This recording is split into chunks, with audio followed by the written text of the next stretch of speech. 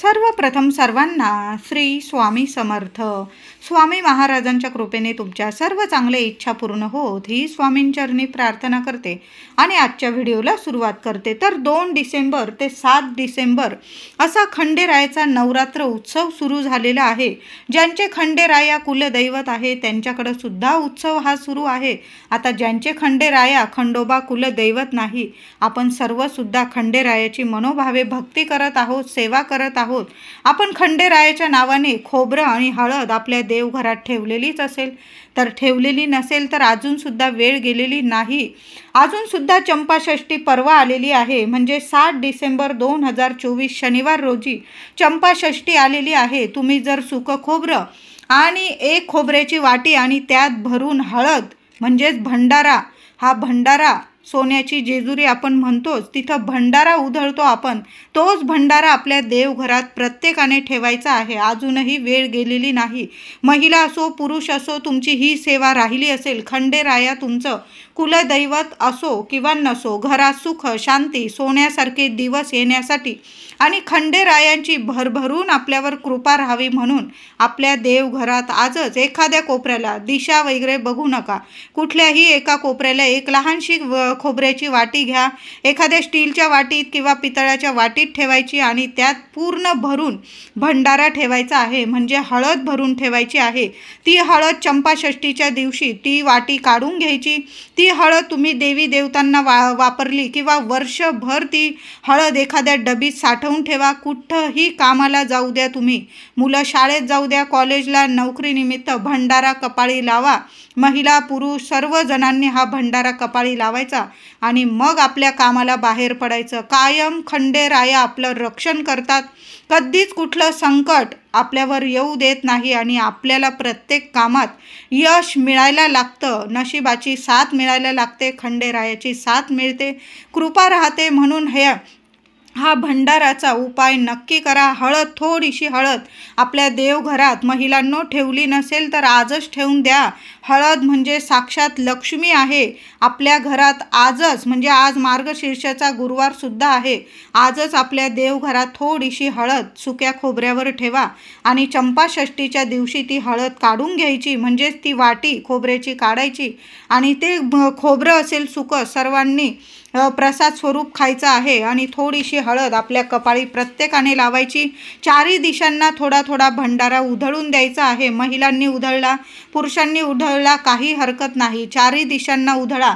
4ही दिशांकडून तुम्हाला सोन्यासारखं सुख शांती नक्कीच प्रदान करतील खंडेराया. तर हा 6 दिवसांचा नवरात्र उत्सव सुरू झालेला आहे. प्रत्येकाच्या घरात हा उत्सव सुरू झालेला आहे. आता ज्यांचे खंडेराया कुलदैवत आहे ते तर विधियुक्त त्यांची आपण घटी बसवलं असेल, खंडेरायाचा टाक असेल तुमच्याकडं, पहिल्या दिवशी टाकाला पंचामृताने श्रीसूक्त 1 वेळा पठण करून, शिव महिन्व पठण करून अभिषेक केला असेलच तुम्ही, नाहीतर खंडेरायाचा जप करत तुम्ही आपल्या खंडेरायाच्या टाकावर अभिषेक करून तो टाक आपल्या घटात मांडलाच असेल तुम्ही. तर चंपाषष्ठीच्या दिवशी आणि या 6 दिवसात सर्व कुटुंबियांनी किंवा कुटुंबातील एका व्यक्तीने तरी 14 वेळा किंवा 28 वेळा मल्हारी सप्तशती या ग्रंथाचं पारायण नक्की करायचं असतं. नाही झालं किमान 7 वेळा, किमान 5 वेळा किंवा नाहीच झालं किमान 1 वेळा तरी मल्हारी सप्तशती या ग्रंथाचं पारायण आपल्या घरात झालंच पाहिजे.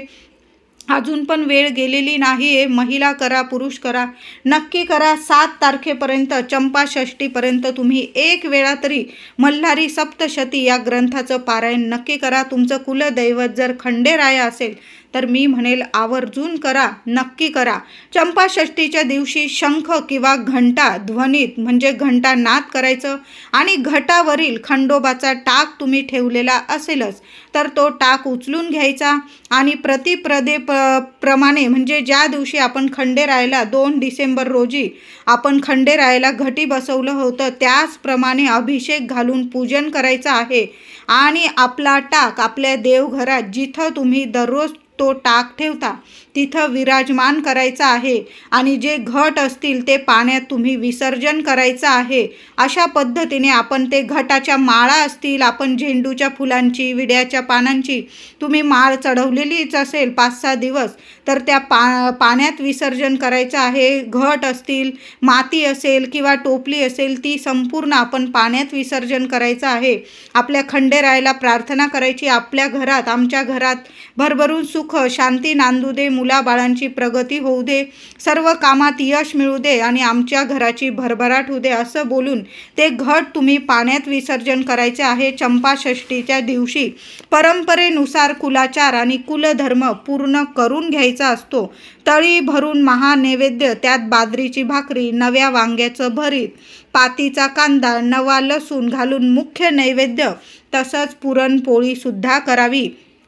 ज्यांचे खंडेराया कुलदैवत आहे त्यांनी सुद्धा हा नैवेद्य बनवायचा आहे आणि ज्यांचे खंडेराया नाही कुलदैवत त्यांनी सुद्धा, महिलांनो, आपल्याला चंपाषष्ठीच्या दिवशी एक नैवेद्य प्रत्येक महिलेने बनवायचा आहे. आपल्या देवघरात खंडोबाचा टाक असू द्या किंवा नसू द्या, आपल्या देवी देवतांना तुम्हाला बाजरीची भाकरी आणि वांग्याचं भरीत, कांद्याची पात केलेली असेल किंवा एखाद्या कांद्याची पात ठेवून दिली, लसणाची पात असेल तुमच्याकडं ती ठेवली किंवा नुसतं वांग्याचं भरीत आणि बाजरीच्या भाकरीला कांदा फोडून ठेवा त्या नैवेद्यात. असा नैवेद्य आपल्याला आपल्या देवघरात जरूर दाखवायचा आहे. तुमच्या घराजवळ जर खंडेरायाचं मंदिर असेल, मी म्हणेल आवर्जून तिथं एक 4-5 भाकरी घेऊन जा आणि त्यावर बाजरीच्या भाकरीवर वांग्याचं भरीत, कांद्याची पात, कांदा फोडून न्या, एखादी मिरची ठेवा. छान असा साजरं संगीत नैवेद्य तिथं दाखवायचा आहे आणि तिथंच जर जागा असेल तर तिथं बसून थोडा थोडा प्रसाद तुम्ही सहकुटुंब सहपरिवार नक्की खायचा आहे. बघा, खूप छान सोन्याचे दिवस येतील म्हणतातच ना, सोन्याची जेजुरी. तसेच आपल्या घरात सुद्धा आपल्याला सुखाचे सोन्यासारखे दिवस नक्की येतात. खंडेराय आहे, महादेवांचंच एक रूप आहे, भोलेनाथ आहे, भरभरून देतात. थोडीशी सेवा करून तर बघा. वांग्याचं भरीत आणि बाजरीची भाकरी, चंपाषष्ठीला हा नैवेद्य खूप महत्त्वाचा आहे. झालंच महिलांनो, पुरणाचा नैवेद्य देवांना दाखवला तर अतिशय उत्तम, नाही झाला तर बाजरीची भाकर आणि वांग्याचं भरीत खूप महत्त्वाचं आहे. सदानंदाचा येळकोट येळकोट जय मल्हार, हर हर महादेव, चिंतामण मोरया, भैरोबाचा चांदोबा, अगडबम नगारा, सोन्याची जेजुरी, मोत्याचा तुरा, निळा घोडा, पायी तोडा, कमर करगोटा, बेंबी हिरा, गळ्यात कंठी, मोहनमाळा, डोईवर शेला, अंगावर शाल, सदा हिलाल, जेजुरी जाई, शिकार खेळी, म्हाळसा सुंदरी, आरती करी, देवा ओवाळी, नाना परी, देवांच्या शृंगारा, कोट लागो शिखरा, खंडेरायाचा खडका, भंडाराचा भडका, बोल सदानंदाचा येळकोट येळकोट जय मल्हार. असा आपण सर्वांनी चंपाषष्ठीच्या दिवशी जय जयकार करायचा आहे. असं म्हणतात. हे म्हणताना हातात दिवटी आणि बुधली असते. विवाहपूर्वीचा कुलधर्म असेल तुमच्या घरी तर भाऊबंधांनी त्यांच्या दिवट्या बुधल्या आणायच्या असतात त्यांच्या घरून आणि नंतर वरीलप्रमाणे जय जयकार करून जेजुरीच्या दिशेने दिवट्या बुधल्या घेऊन थोडं जायचं असतं. म्हणजे 5 पावलं तरी आपल्याला जेजुरीच्या दिशेने खोबरं आणि भंडारा उधळत जय जयकार करत 5 पावलं चालायचं असतं. आता कुळधर्माच्या वेळी नैवेद्य दाखवण्यापूर्वी तळीसुद्धा भरतात. तुमच्या घरात तळी भरत असतील तर ताम्हणात तांदळाचे अष्टदल काढून घ्यायचं, त्यात भंडारा म्हणजे हळद भरून घ्यायची. नंतर मध्यभागी तांब्यात पैसा, सुपारी वर नागवेलीची पानं आणि नारळ ठेवून याची कलशासह पूजा करतात. 5 मुलांनी हात लावून ताम्हण वर उचलून त्यावर 3 वेळा कपाळ टेकवतात व येळकोट येळकोट जय मल्हार, सदानंदाचा येळकोट, म्हाळसा कांत कडे पठार की जय असा जय जयकार करतात. अशा साध्या सोप्या पद्धतीने तुम्ही तळी भरायची असते. ती तळी 3 वेळा उचलायची, खाली ठेवायची. अशा पद्धतीने तुम्ही तळी भरायची असते. तुमचा खंडेराया आपले तुमचे कुलदैवत असेल तर अशा साध्या सोप्या पद्धतीने तुम्ही तळी भरू शकतात आणि 5 पावलं तरी आपल्या जेजुरीच्या दिशेने भंडारा आणि खोबऱ्याचे तुकडे, सुक्या खोबऱ्याचे तुकडे, हा भंडारा उधळत आणि खोबऱ्याचे तुकडे उधळत आपल्याला 5 पावलं तरी जायचंच असतं. चंपाषष्ठीच्या दिवशी हे 5 पावलं चालणं खूप महत्त्वाचं आहे. तर नक्की करा. षष्टीच्या दिवशी घटाची माती आणि टोपली प्रवाहित विसर्जन करायची आहे. जमलेली हळद असेल तर पुरुषांनी नित्य पुरुष असो महिला असो नित्य कपाळी लावायची आहे. खूप छान अनुभव येतील, सोन्यासारखं सुख नक्कीच येईल. म्हणून आपल्याला चंपाषष्ठीच्या दिवशी बाजरीची भाकर आणि आपल्याला वांग्याचं भरीत नक्की करायचं आहे. कांदा फोडा, असा छान असा सादर संगीत आपल्याला गावरान नैवेद्य दाखवायचा आहे. आपले गावरान देवता आहे म्हणजे खंडेराया, त्यांना गावरान नैवेद्य खूप आवडीचा आहे आणि त्यात पुरणाची पोळीसुद्धा खूप महत्त्वाची आहे. झाली महिलांनो पुरणाची पोळी तुमच्याकडून, तर खंडेरायाला नक्की दाखवा. पुराणात काळी मणी आणि मल्ल नावाचे 2 दैत्य होते. त्यांनी सज्जनांचा छळ करायला सुरुवात केली. त्यावेळी भगवान शंकरांनी मार्तंड भैरवाचा अवतार घेतला आणि मणिचल पर्वतावर मोठे युद्ध केले. त्या युद्धात मणी दैत्य शरण आला आणि मल्ल दैत्य ठार झाला. मल्ल दैत्यावरून भगवान शंकरांच्या या अवताराला मल्हारी असं नाव मिळालं. मार्गशीर्ष प्रतिपदा ते षष्ठी असं 6 दिवसांचं युद्ध झाल्यामुळे 6 दिवस खंडोबाचे नवरात्र असते. 5 दिवस उपवास करून 6व्या दिवशी सोडतात. या 6 दिवसात देवांसमोर माळा बांधल्या जातात. खंडोबाला झेंडूची फुलं खूप प्रिय असल्याने ती व्हायची असतात. चंपाषष्ठीला तुम्हाला झेंडूची फुलं महादेवांना, आता तुमच्या घराजवळ जर खंडेरायाचं मंदिर नसेल तर सरळ आपण जायचं आहे महादेवांच्या मंदिरात आणि शिवपिंडीवर तुम्हाला व्हायची आहे. आपण नेहमीच पांढरी फुलं वाहतो, पण चंपाषष्ठीच्या दिवशी आपल्या महादेवांना शिवपिंडीवर झेंडूची पिवळी फुलं अवश्य व्हा. महिला असो पुरुष असो विद्यार्थी असो, लग्नकार्यात काही अडीअडचणी येत असतील, घरात आर्थिक टंचाई असेल, कटकट होत असेल, कुणी त्रास देत असेल, आवर्जून कुणी शत्रू जर त्रास देत असेल तुम्हाला विनाकारण तो तुम्हाला खूप त्रास देत असेल, तर चंपाषष्ठीच्या दिवशी शनिवारी 7 डिसेंबरला महादेवांच्या मंदिरात, तुमच्या घराजवळ जर खंडेरायाचं मंदिर असेल आवर्जून जा. बाजरीची भाकर, आपण वांग्याचं भरीत नैवेद्य करून घेऊन जा. पुरणाची पोळी करता आली करून घेऊन जा. नैवेद्य दाखवा आणि छान असं एखादा दिवा लावता आला तिथं तर नक्की दिवा लावा. भंडारा उधळा. सुकं खोबरं आणि भंडारा उधळण्याची आपली परंपरा आहे. तिथं थोडा प्रसादसुद्धा वाटायचा आहे. ती हळद उरलेली वर्षभर सांभाळून ठेवली आणि रोज मस्तकी लावली तरीही चालेल. अशा पद्धतीने आपल्याला खंडेरायाचा उत्सव म्हणजे चंपाषष्ठी अशा पद्धतीने साजरी करायची आहे. मल्हारी सप्तशती या ग्रंथाचं पारायण 1 वेळा का होईना नक्की करायचं आहे. महाराष्ट्रात खंडोबा हे अनेक लोकांचे कुलदैवत आहे. जेजुरी, निमगाव, पाली, नळदुर्ग ही खंडोबाची स्थानं मुख्य स्थानं आहे आणि जेजुरी तर मुख्य स्थान आहे. पूजेच्या वेळी उच्चार करताना श्री मल्हारी मार्तंडाय नमः असा उच्चार करावा. तुम्हाला जर मंत्र म्हणायचा असेल तर तुम्ही श्री मल्हारी मार्तंडाय नमः असा उच्चार केला. महिला असो पुरुष असो रोज या मंत्राचा उच्चार किमान 21 वेळा तरी करा आणि मग कामानिमित्त बाहेर पडत जा. मल्हारी पूजा झाल्यानंतर तालिका पूजन म्हणजे तळीचे पूजन अवश्य करावे. त्या तळीतील भंडारा म्हणजे हळदीचं चूर्ण देवाला अर्पण करायचं असतं. तळीसाठी मंत्र येळकोट येळकोट जय मल्हार असा जयघोष करून 30 तळी उचलून खाली ठेवावी असे 3 वेळा करावे. नंतर नारळ फोडायचा. त्यातील पाण्याने देवाला मार्जन करायचे असते. देवाला खोबऱ्याचा नैवेद्य खूप महत्त्वाचा असतो. जसा आपण भाकर वांग्याचं भरीत दाखवतो तसा नैवेद्य खोबऱ्याचा खूप महत्त्वाचा असतो. पुन्हा येळकोट येळकोट असं म्हणून 3 वेळा तळी उचलून ठेवायची असते. सर्वांना प्रसाद द्यायचा असतो. अशा साध्या सोप्या पद्धतीने खंडेरायाचा हा उत्सव आपण साजरा करायचा असतो. चंपाषष्ठीच्या दिवशी सर्वांनी खंडेरायाच्या दर्शनाला नक्की जा. जेजुरीला जाऊन जर तुमच्याकडून दर्शन झालं तर सोन्याहून पिवळं, नाही झालं तुमच्या घराजवळ खंडेरायाचं मंदिर असेल तिथं जा. नाहीच जमलं कोणाला, तुमच्या घराजवळ मंदिर नसेल, सरळ आपण महादेवांच्या शिवपिंडीचं पूजन करायचं आहे. पंचामृताने गाईच्या दुधाने अभिषेक घाला. नंतर स्वच्छ पाण्याने अभिषेक घाला. झेंडूची पिवळी फुलं अर्पण करायची आहे. काहीतरी गोडाधोडाचा नैवेद्य दाखवायचा आहे. आता महादेवांच्या शिवपिंडीजवळ तुम्हाला बाजरीची भाकर आणि वांग्याचं भरीत याचा नैवेद्य नाही दाखवता आला, आपण आपल्या देवघरात, साक्षात सर्व देवी देवता आपल्या देवघरातच वास करत असतात. या दिवशी चंपाषष्ठीच्या दिवशी पुरणाचे 14 दिवे बनवायचे आणि त्या दिव्यांनी आपल्या देवांची आरती करायची आहे. तुमच्या घराजवळ धनगर जोडपं असेल एखादं तर त्यांना जेवायला नक्की घाला. आपल्या घरात नसेल धनगर जोडपं, तुम्ही इतर जोडप्याला, एखाद्या जोडप्याला, सवाशीण स्त्री आणि पुरुष यांना जेवू घातलं तरीही चालेल.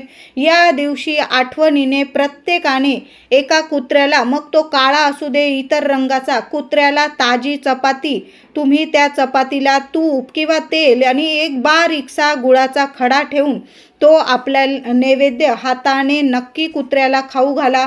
गाय असेल तुमच्या घराजवळ, गाईला सुद्धा ताजी चपाती, तूप, गूळ लावून नक्की खाऊ घाला. कुत्र्याला तर शनिवार आलेला आहे आणि चंपाषष्ठी आहे. कुत्र्याला आपल्या हाताने ताजी चपाती, थोडंसं तूप किंवा तेल लावून आणि बारीकसा खडा गुळाचा ठेवून हा नैवेद्य आठवणीने खाऊ घाला. उद्या चंपाषष्ठी, सकाळीच आपल्याला एका झाडाला स्पर्श करून यायचा आहे. उद्या शनिवार आहे, पिंपळाच्या झाडाला आपल्याला स्पर्श करायचा आहे. बरोबर जाताना महिला असो पुरुष असो, कितीही तुम्ही त्रासात असू द्या, कितीही तुम्हाला पैशांविषयी समस्या असेल, मुलांविषयी समस्या असेल, सकाळी लवकर उठायचं, आंघोळीच्या पाण्यात थोडीशी हळद टाकून आंघोळ करायची आणि आपल्याला जायचं आहे ते म्हणजे पिंपळाच्या झाडाखाली. एक दिवा बरोबर जाताना घेऊन जा. थोडंसं पाणी आणि त्यात थोडं दूध आणि थोडीशी हळद टाकून ते पाणी पिंपळाच्या मुळाशी अर्पण करा, स्पर्श करा. 11 किंवा 21 प्रदक्षिणा घालायच्या आहे. ओम नमो भगवते वासुदेवाय नमः आणि ओम श्रीम नमः माता लक्ष्मी श्री हरी विष्णूंचा हा मंत्र जपायचा. 11 किंवा 21 प्रदक्षिणा घालायच्या. एक दिवा बरोबर नक्की घेऊन जा.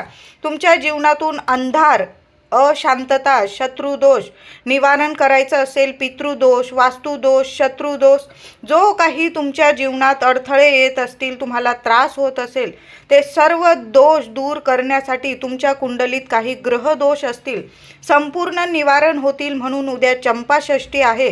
थोडं हळद आणि दूध टाकलेलं पाणी पिंपळाला जरूर अर्पण करा. एक दिवा लावा, मनोकामना बोला. तुमची जी इच्छा असेल, अवघड इच्छा सुद्धा पूर्ण होईल. एक दिवा इतका चमत्कार करेल. उद्या नक्की पिंपळाला स्पर्श करून घरी यायचं आहे. दुसरीकडं कुठं जाऊ नका. देवळातून आणि झाडाला स्पर्श करून आपल्या घरातच यायचं आहे.